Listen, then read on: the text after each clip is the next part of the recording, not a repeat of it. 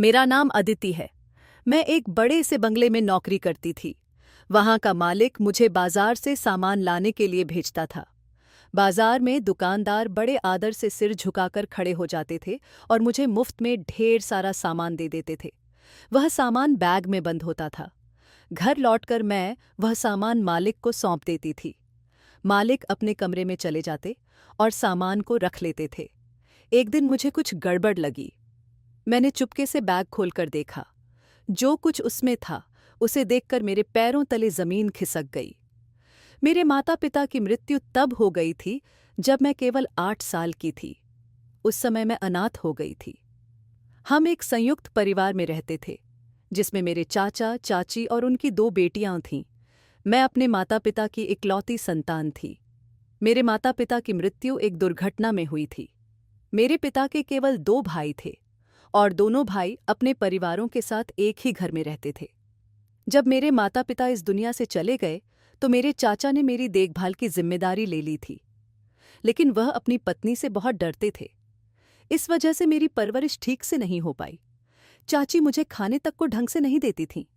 वह मेरे साथ बहुत बुरा व्यवहार करती थीं। मुझे अपनी किस्मत पर रोना आता था।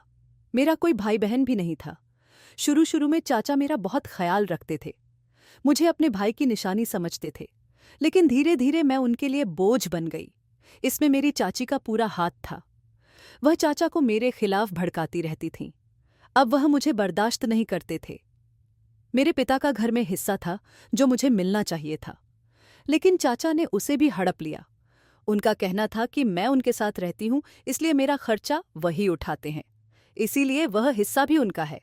लेकिन मेरा कोई खर्चा था ही नहीं। 2 वक्त का खाना भी तभी मिलता था जब उनके पास कुछ बच जाता था। अगर खाना नहीं बचता तो मैं भूखी रहती थी। कई बार मुझे बासी खाना दे दिया जाता था। मैं उसे भी खुशी खुशी खा लेती थी। इसके अलावा मेरा कोई और खर्चा नहीं था। चाचा चाची ने मुझे कभी स्कूल में दाखिला नहीं करवाया। मेरे माता पिता चाहते थे कि मैं पढ़ लिख कर कुछ बनूं, मैं अच्छी शिक्षा हासिल करूं, क्योंकि मैं उनकी इकलौती बेटी थी। मेरे माता पिता मुझे बहुत प्यार करते थे। वह मेरी हर इच्छा पूरी करते थे, मेरे लिए अच्छा सोचते थे। लेकिन उनके जाने के बाद मेरी जिंदगी से प्यार शब्द ही गायब हो गया। चाचा चाची ने मुझे कभी अपनी बेटियों के बराबर नहीं समझा, बल्कि उन्होंने मुझे अपने भाई की बेटी भी नहीं माना। उन्होंने मुझे अनाथ और लावारिस समझकर बस अपने घर में रहने की जगह दी। बदले में मुझसे ढेर सारा काम करवाया जाता था। मुझे नौकरानी की तरह रखा गया था। मेरे अंदर बचपन से ही कोई जिद या इच्छा नहीं थी जैसे बाकी बच्चों में होती है। मुझे पता था कि मेरी इच्छाएं पूरी करने वाला कोई नहीं है। मैं बहुत सुंदर थी, चाचा चाची की बेटियों से भी ज्यादा सुंदर, लेकिन मेरी सुंदरता को उन्होंने घर की 4 दीवारी में कैद कर दिया। मेरी जिंदगी इसी तरह गुजर रही थी। चाची मुझसे घर के सारे काम करवाने लगी थीं। पहले मैं केवल साफ सफाई करती थी क्योंकि मुझे और काम नहीं आते थे, लेकिन चाची ने धीरे धीरे मुझे खाना बनाना भी सिखा दिया। अब मैं अकेले ही घर का सारा काम करती थी।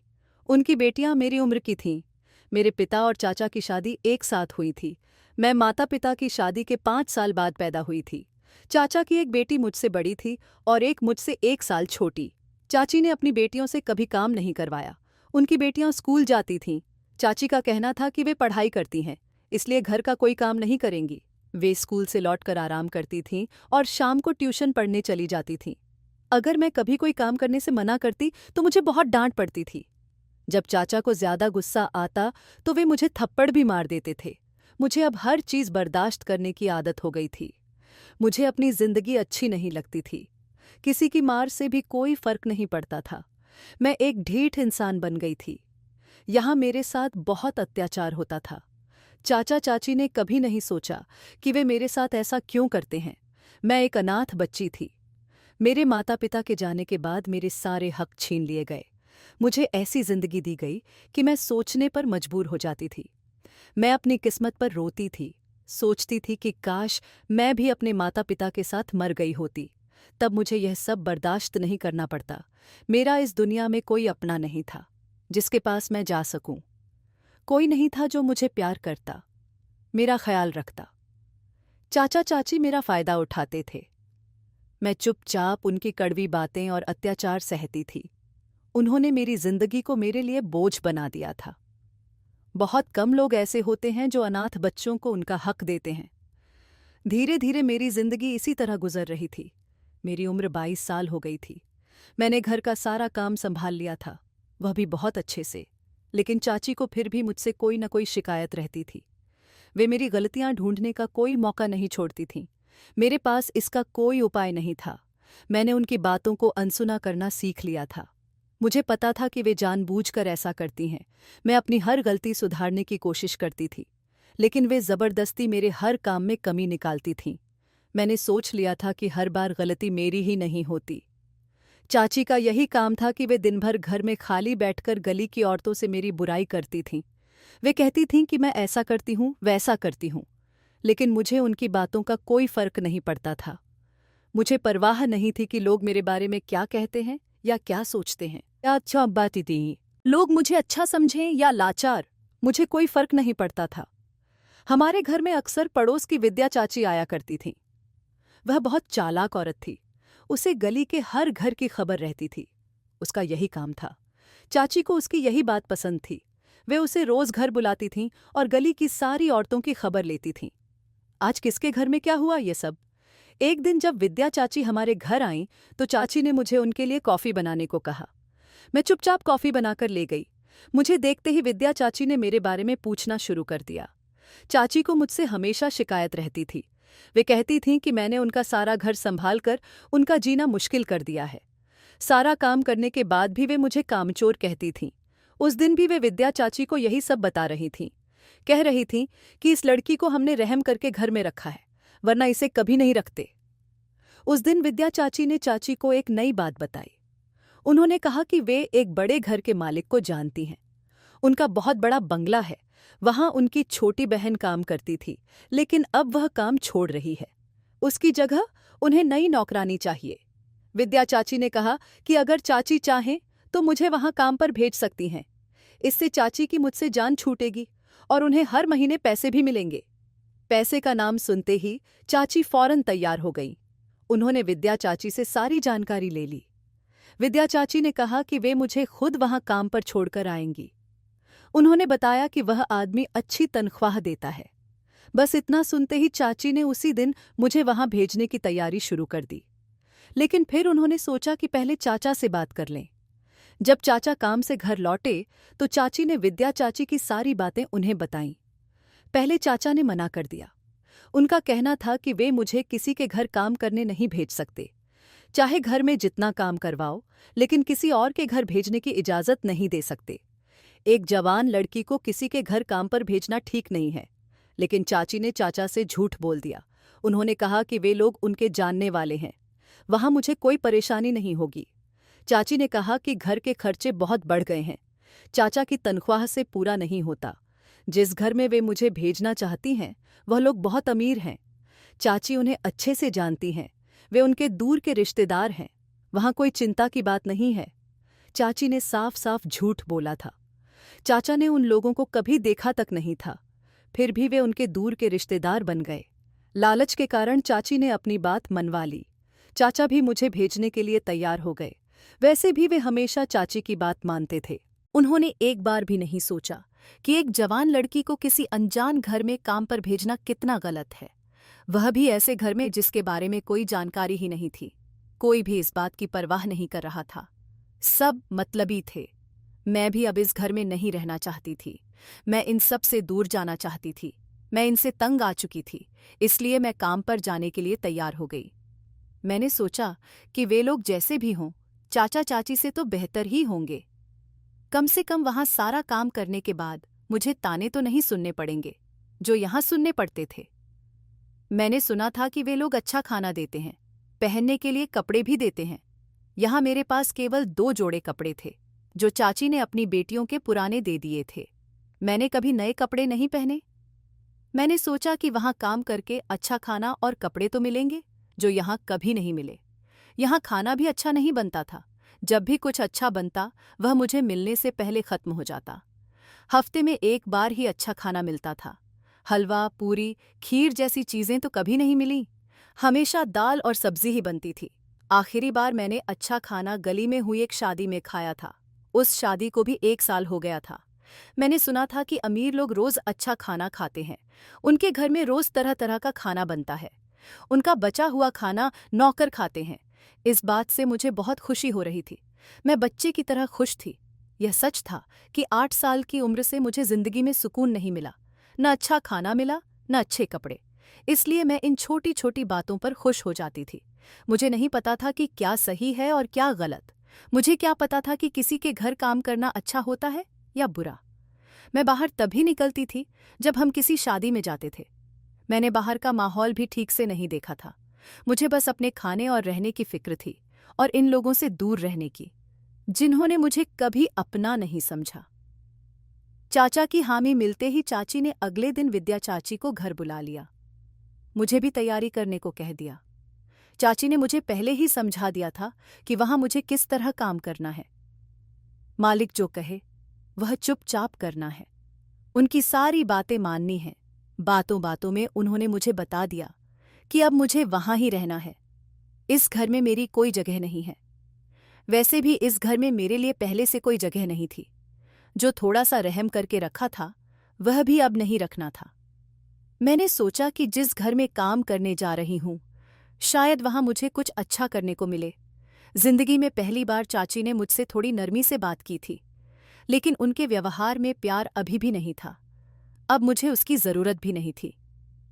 विद्या चाची को साथ लेकर हम घर से निकल पड़े। कुछ ही दूरी तय करने के बाद हम एक बड़े से बंगले के बाहर पहुंच गए थे। गेट पर एक चौकीदार बैठा था। उसे अंदर जाने की इजाजत लेकर हम लोग बंगले के अंदर चले गए। बंगला बाहर से जितना सुंदर था, उतना ही अंदर से भी शानदार था। एक नौकरानी हमें बाहर मिली।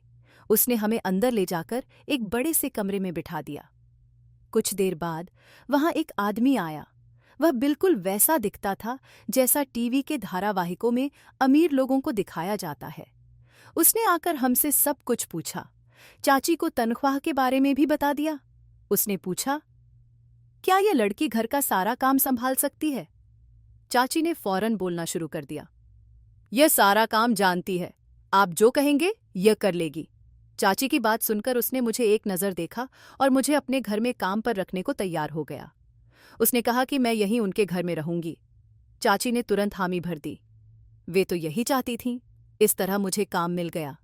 मुझे अभी तक नहीं पता था कि काम क्या है। बस इतना पता था कि मुझे काम मिल गया और रहने की जगह भी। मेरे लिए यही बहुत था। चाची के लिए भी इतना ही काफी था कि अब उन्हें मेरे काम के पैसे मिलेंगे। उन्हें इस बात से कोई मतलब नहीं था कि मुझे कौन सा काम करना पड़ेगा। उनकी नज़र तो बस पैसों पर थी। वे मुझे वहीं छोड़कर विद्या चाची के साथ अपने घर चली गईं। जाते जाते उन्होंने कहा कि मेरा ज़रूरी सामान बाद में भिजवा देंगी। मैंने चुपचाप सिर हिलाकर हामी भर दी। उनके जाने के बाद बंगले के मालिक ने मुझे अपने पास बुलाया। उन्होंने पूछा, क्या तुम यहाँ रह सकोगी? अपने घरवालों के बिना तुम्हारा मन लगेगा? मैंने बस इतना कहा, हाँ। फिर वे उठकर जाने लगे। जाते जाते उन्होंने एक नौकरानी को बुलाया और कहा, इसे कुछ दिनों के लिए अपने साथ रखो, बाद में मैं बताऊंगा कि इसे क्या काम करना है। उस नौकरानी ने मुझे अपने साथ चलने को कहा। वह मुझे बंगले के पीछे की तरफ ले गई, जहां छोटे छोटे कमरे बने थे। शायद वे सारे कमरे नौकरों के लिए थे। उसने मुझे उनमें से एक कमरे में ले जाकर बिठा दिया। मैं वहां बिस्तर पर बैठ गई। शाम उसी कमरे में बीत गई। रात को वह नौकरानी खाना लेकर आई और मुझे भी खाने को कहा। हम दोनों ने साथ में खाना खाया। उसने मुझसे मेरे बारे में पूछना शुरू किया। मैंने उसे अपनी जिंदगी की सारी बातें बता दीं। मेरे साथ अब तक जो कुछ हुआ, सब कुछ। मेरी बातें सुनकर वह चुप हो गई। साफ था कि उसे मेरी कहानी सुनकर दुख हुआ, लेकिन वह बेचारी क्या कर सकती थी? यहां तो मेरे अपनों ने मेरा साथ नहीं दिया था। मेरा सामान भी घर से आ गया था। उसी नौकरानी ने उसे कमरे में ठीक कर दिया। वह मुझसे उम्र में काफी बड़ी थी। वह शादीशुदा थी और उसकी एक बेटी भी थी। बंगले के सारे नौकर उसे मासी कहते थे। मैं भी उसे मासी कहने लगी। वह मेरे साथ बहुत अच्छा व्यवहार करती थी। रात को मालिक ने मुझे फिर अपने पास बुलाया। मासी मुझे उनके पास ले गई। मुझे एक नज़र देखकर मालिक ने पूछा, तुम कौन सा काम आसानी से कर सकती हो? मैंने वही कहा जो मुझे कहने को बताया गया था। मैं सारा काम कर सकती हूँ। मेरी बात सुनकर मालिक ने मासी से कहा, इसे अपने साथ रसोई में खाने के काम में लगाओ। इसे इस घर के तौर तरीके सिखाओ। मासी मुझसे बस बर्तन धुलवाती थी, इसके अलावा एक दो छोटे मोटे काम करवाती थी। वह मुझसे ज्यादा काम नहीं करवाती थी। मुझे यहाँ आए 4 दिन हो गए थे। इन 4 दिनों में मुझे एक बार भी अपने घर की याद नहीं आई। यहाँ मैं वहां से कहीं बेहतर थी। मासी मेरा बहुत ख्याल रखती थी, मैं पेट भरकर खाना खाती थी। अब तो मन करता था कि सारी जिंदगी यहीं गुजार दूं। मुझे यहाँ से वापस जाने का मन ही नहीं था। मेरे काम की तनख्वाह सीधे चाची के पास जाती थी, लेकिन मुझे पैसों की जरूरत नहीं थी। मुझे बस रहने की जगह और खाना चाहिए था। यहाँ मुझे ये दोनों आसानी से मिल रहे थे। यहाँ ज्यादा काम भी नहीं करना पड़ता था। मेरे लिए यही बहुत था। मुझे किसी और चीज की परवाह नहीं थी। इसी तरह समय बीत रहा था। मुझे यहाँ काम करते हुए 1.5 महीना हो गया था। इस दौरान चाची एक बार भी मुझसे मिलने नहीं आई। वे सिर्फ मेरी तनख्वाह लेने आती थीं।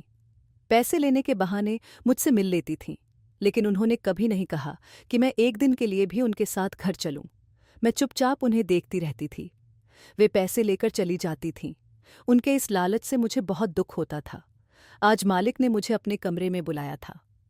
मालिक के 2 जवान बेटे थे। एक बेटा ऑस्ट्रेलिया में पढ़ता था, दूसरा, जो बड़ा था, यहीं रहकर उनका कारोबार संभालता था। मालिक की पत्नी की मृत्यु हो चुकी थी। उनकी कोई बेटी नहीं थी। मासी को यहाँ काम करते हुए बहुत समय हो गया था।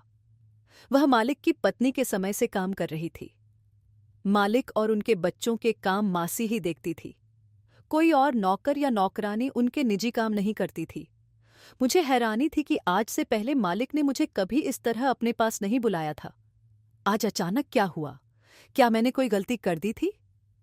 लेकिन यह तो मेरी सोच थी। असल बात क्या थी, यह तो वहां जाकर ही पता चलना था। मासी के कहने पर मैं उनके कमरे में चली गई। वह सामने बैठे थे। मैं चुपचाप उनके सामने खड़ी हो गई। मुझे देखकर मालिक ने पहले मेरा नाम पूछा, फिर बोले, मैं तुम्हें अपने एक निजी काम के लिए रख रहा हूं। तुम्हें बस मेरी जरूरत का कुछ सामान बाजार से लाकर मुझे देना है, और कुछ नहीं। मुझे यह काम बहुत आसान लगा। अगर आसान नहीं भी होता तो मुझे करना ही था। आखिर मुझे इसके लिए ही यहाँ रखा गया था। मालिक ने मुझे एक सूची दी जिसमें सामान लिखा था। उन्होंने सूची मुझे थमाई और कहा, यह सारा सामान ले आओ, लाकर सीधे मेरे कमरे में मुझे देना। किसी और को यह सामान नहीं देना। मैंने हाँ में सिर हिलाया और कमरे से बाहर आ गई। सूची मेरे हाथ में थी। मुझे नहीं पता था कि उसमें क्या लिखा है। मैं तो अनपढ़ थी। मैं कभी स्कूल नहीं गई। पढ़ना लिखना तो मुझे बिल्कुल नहीं आता था। आज पहली बार मालिक ने मुझसे कोई काम कहा था। उन्होंने मेरे साथ एक पुरानी नौकरानी को भी भेजा। उन्होंने कहा कि वह मुझे सारा काम समझा देगी। शायद वह नौकरानी काम छोड़कर जा रही थी। पहले वही मालिक की जरूरत का सामान लाने का काम करती थी। अब यह काम मुझे करना था। वह नौकरानी मुझे बाजार ले गई। उसने वह सूची एक आदमी को दे दी। इसके बाद जो हुआ, उसने मुझे हैरान कर दिया। जैसे ही हम बाजार पहुंचे, वहां की सारी दुकानों के दुकानदार खड़े हो गए। उन्होंने सिर झुकाया और ढेर सारा सामान बड़े बड़े बैगों में पैक करके हमें दे दिया। हम वह सामान लेकर घर लौट आए। नौकरानी के कहने पर मैंने सारा सामान मालिक के कमरे में उन्हें दे दिया। मेरा बस इतना ही काम था। इसके बाद सारा दिन मुझे कोई और काम नहीं था। यह काम मुझे बहुत आसान लगा। मालिक ने कहा कि कल से रोज मुझे यही काम करना है। मैं खुशी खुशी तैयार हो गई। भला यह भी कोई काम था? बस बाजार जाकर एक चक्कर लगाना था। इस बहाने मैंने बाहर की दुनिया भी देख ली। इसमें क्या बड़ी बात थी? अब मैं रोज पहले मालिक के कमरे में जाती। वे मुझे एक सूची देते। मैं उसे लेकर बाजार जाती। वहां मेरे पहुंचते ही दुकानदार खड़े हो जाते। वे सिर झुकाते और सामान को बड़े बैगों में पैक करके मुझे दे देते। मैं उसे लाकर मालिक के कमरे में उन्हें सौंप देती। इसके बाद मेरा कोई काम नहीं होता था। फिर भी मैं मासी की रसोई में मदद कर देती थी।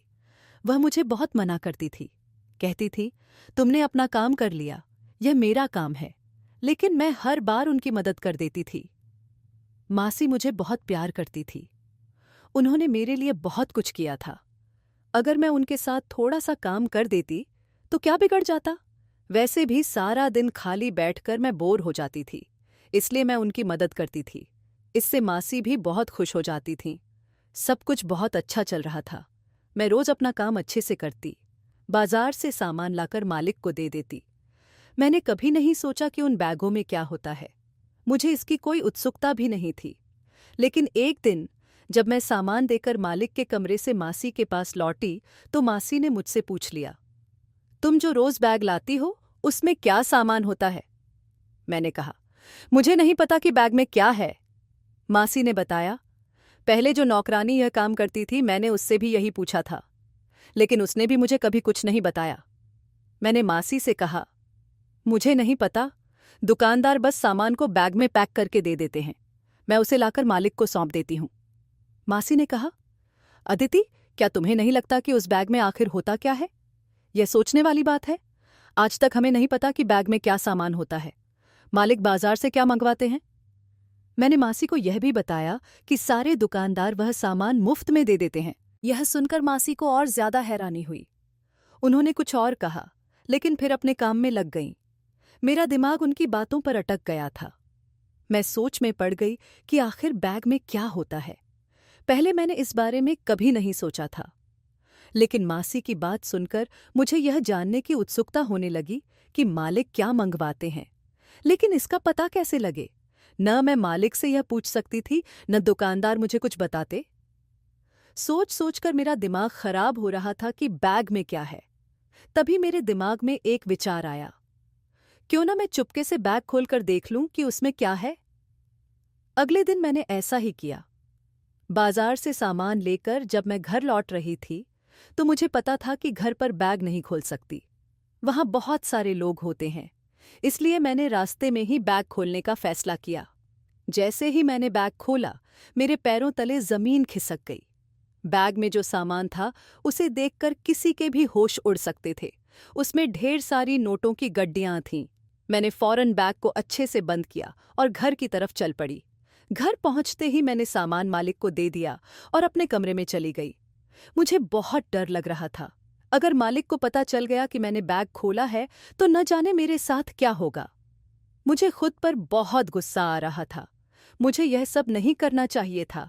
बैग खोलने की क्या जरूरत थी? उसमें जो भी था मुझे क्या मतलब? मुझे चुपचाप अपना काम करना चाहिए था। अगर मालिक को जरा भी शक हुआ तो न जाने वे मुझे क्या सजा देंगे। मैं बहुत परेशान थी। सुबह से दोपहर हो गई, लेकिन किसी ने मुझे घर के अंदर नहीं बुलाया। मैंने सोचा, अच्छा है, शायद किसी को अभी तक कुछ पता नहीं चला। मैंने ठान लिया कि आज के बाद मैं मालिक के सामान से कोई मतलब नहीं रखूंगी। बस सामान लाकर उन्हें दे दिया करूंगी। वे क्या करते हैं, मुझे उससे कोई लेना देना नहीं। पूरा दिन बीत गया। अब मुझे तसल्ली हुई कि मालिक को पता नहीं चला कि मैंने बैग खोलकर देखा था। मेरी जान बच गई। मैंने सोच लिया कि अब मैं ऐसा कुछ नहीं करूंगी। पूरी ईमानदारी से काम करूंगी। अगले दिन रोज की तरह मैं नाश्ता करके मालिक के कमरे में सूची लेने गई। मुझे देखकर उन्होंने सूची मुझे थमा दी। मैं जैसे ही पलटी, अचानक उन्होंने मुझे आवाज दी, रुको! मैं ठिठक गई।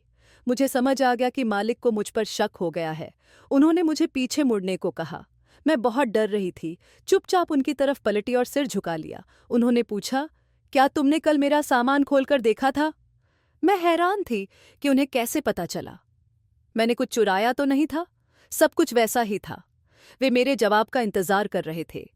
मैंने झूठ बोलने की कोशिश की, लेकिन मेरी माँ ने मुझे बचपन में सिखाया था कि जिंदगी में कभी झूठ का सहारा नहीं लेना चाहिए। अगर गलती हो जाए तो सच बोलकर उसे स्वीकार करना चाहिए। उनकी बात याद करके मैंने झूठ बोलने का इरादा छोड़ दिया। मैंने सच बता दिया, हाँ, मैंने बैग खोला था। मालिक ने मुझे हैरानी से देखा। फिर वे मेरे सामने आकर खड़े हो गए। उन्होंने कहा, तुम झूठ भी बोल सकती थी, झूठ बोलकर अपनी जान बचा सकती थी, लेकिन तुमने सच बोला। यह भी नहीं सोचा कि इसके बदले तुम्हें सजा मिल सकती है। मैंने बताया, पहले मैंने झूठ बोलने का सोचा था, लेकिन मेरी माँ ने मुझे कभी झूठ बोलना नहीं सिखाया। मालिक ने पूछा, तुमने उन पैसों में से कुछ क्यों नहीं चुराया? तुम चाहती तो पैसे लेकर भाग सकती थी, ऐसा क्यों नहीं किया? मैंने जवाब दिया, मेरी माँ ने मुझे चोरी करना नहीं सिखाया। मैं अपनी बात कहकर चुप हो गई। अब मुझे सजा का इंतजार था। मालिक ने पूछा, क्या तुम सजा के लिए तैयार हो? मैंने उनकी तरफ देखा और सिर हिलाकर हामी भर दी। मालिक ने बताया कि उन्होंने यह सब मुझे परखने के लिए किया था। उन्होंने जानबूझकर बैग में नोटों की गड्डियां रखी थीं। वे देखना चाहते थे कि मैं सामान चुराती हूं या नहीं। उन्हें मुझे देखकर शक हो गया था कि मैं बैग खोलना चाहती हूँ। फिर उन्होंने बताया कि बाजार में जो लोग सामान बेचते हैं वे बहुत गरीब और मजबूर हैं। एक बार मालिक खुद बाजार गए थे। वहां उनकी नज़र एक गरीब आदमी पर पड़ी। वह अपना कीमती सामान सस्ते दाम में बेच रहा था क्योंकि उसे अपने बेटे का इलाज करवाना था। उसे पैसों की बहुत ज़रूरत थी। एक और आदमी अपनी बेटी की शादी के लिए सामान बेच रहा था। मालिक को उस दिन एहसास हुआ कि इस दुनिया में कितने लोग हैं जिन्हें पैसों की सख्त ज़रूरत है, लेकिन हम जैसे लोग उन्हें नज़रअंदाज करके आगे बढ़ जाते हैं। इसीलिए मालिक ने उनकी मदद करने का फैसला किया। वे अपनी नौकरानी को बाजार भेजते थे, सामान मंगवाते थे और बदले में दुकानदारों को दोगुने पैसे देते थे। इससे उनकी मदद हो जाती थी। यही वजह थी कि दुकानदार मालिक की बहुत इज्जत करते थे। जब भी कोई उनकी सूची लेकर सामान लेने जाता, वे सिर झुकाकर सामान पैक करके दे देते थे। मालिक ने मुझे वह सामान दिखाया। वह उनकी ज़रूरत का नहीं था। वे उसे अपने नौकरों में बांट देते थे। उसमें खिलौने, कपड़े और ऐसी चीज़ें थीं। नौकर उन्हें लेकर अपने बच्चों को दे देते थे। इससे नौकर भी खुश रहते थे। यह जानकर मुझे बहुत खुशी हुई कि मेरे मालिक इतना नेक काम करते हैं। वे इस बारे में किसी को बताना नहीं चाहते थे। मेरी ईमानदारी और अच्छाई देखकर वे बहुत खुश हुए। उन्होंने मुझे अपने घर की बहू बनाने का फैसला कर लिया। उन्होंने बताया, जिस दिन से तुम यहाँ आई, मेरे बेटे ने तुम्हें देख लिया था। तुम्हारी खूबसूरती और मासूमियत देखकर वह मुझसे बार बार तुम्हारे बारे में पूछता था। इसलिए मैं तुम्हें परख रहा था कि तुम हमारे घर की बहू बनने लायक हो या नहीं। लेकिन तुम बहुत अच्छी और शरीफ लड़की हो। तुम्हें पैसों का लालच नहीं है। मालिक ने बताया कि उनकी ईमानदारी की वजह से उनका बेटा मुझे पसंद करता था। उन्होंने पूछा, क्या तुम मेरे बेटे से शादी कर सकती हो? मैंने हाँ कह दी। किसी ने पहली बार मुझे पसंद किया था, मुझे प्यार किया था। कुछ दिनों बाद मेरी शादी मालिक के बेटे से हो गई। मैं उनके साथ बहुत खुश थी। मेरा पति मेरा बहुत ख्याल रखता था। जब महीना पूरा हुआ तो चाची मेरे घर आईं। मेरे कपड़े और गहने देखकर वे मेरे पास आईं और मुझसे बातें करने लगीं। वे समझने की कोशिश कर रही थीं कि मेरे हालात कैसे बदल गए। मासी ने चाची को सारी बात बताई कि मालिक को मेरी ईमानदारी और सच्चाई बहुत पसंद आई। उनके बेटे को मैं पसंद थी, इसलिए उन्होंने मुझे अपनी बहू बना लिया। मालिक मुझे बहू नहीं, अपनी बेटी की तरह प्यार करते थे। यह सब सुनकर चाची मेरे कमरे में आईं। वे मुझसे मीठी मीठी बातें करने लगीं। कहने लगीं, घर चलो, तुम्हारी बहनें तुम्हें बहुत याद करती हैं। मैंने चाची से साफ कह दिया, आज के बाद मैं आपके घर कभी नहीं आऊंगी। मैं इस घर की बहू बन गई हूं। मुझे अब आपके घर से कोई मतलब नहीं। मेरे पति ने भी चाची से कह दिया, आपका मेरी पत्नी से अब कोई रिश्ता नहीं है। उन्होंने चाची को कुछ पैसे दिए और कहा, अब यह हमारे घर की नौकरानी नहीं, मालकिन है। आपकी ज़रूरत के लिए ये पैसे दिए जा रहे हैं। आज के बाद आपको यहाँ आने की ज़रूरत नहीं है। चाची को अपने किए पर बहुत पछतावा हो रहा था, लेकिन मेरी जिंदगी बहुत अच्छी और सुकून भरी हो गई थी। मुझे उम्मीद है दोस्तों कि आपको मेरी कहानी पसंद आई होगी।